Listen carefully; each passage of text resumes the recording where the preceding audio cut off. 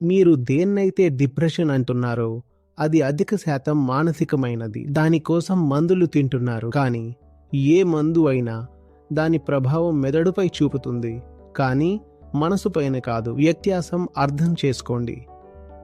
మెదడు మరియు మనసు ఒకటే కాదు. మీరు తీసుకునే మందులతో మీ మెదడుతో ఆటలాడుతున్నారు. మందులు పైపైన మార్పులు తేవచ్చు, కానీ మనసు లోతుల్ని ప్రభావితం చేయలేవు. ఈ మందుల వ్యాపారంతో జాగ్రత్తగా ఉండండి. ఒకవేళ మెదడులో సమస్య ఉంటే మందులు తప్పక వాడాలి, కానీ 90% సమస్యలు మనసువే, కానీ మెదడులో ఉండవు. మరి మనసు సమస్యలకు మూలము అజ్ఞానము. ఇది మందులతో నయం కాదు. మీలో ఎంతమందికి బైపోలార్ డిప్రెషన్, ఓసిడి, యాంగ్జైటీ సమస్యలు ఉన్నాయని అనుకుంటున్నారు? నేను చెప్తున్నాను, మీరు ఆధ్యాత్మికం వైపు రండి. ఈ మందులు మీ మెదడుని ఇంకా మొద్దుబారేలా చేస్తాయి లేదా మత్తులో ఉంచేస్తాయి.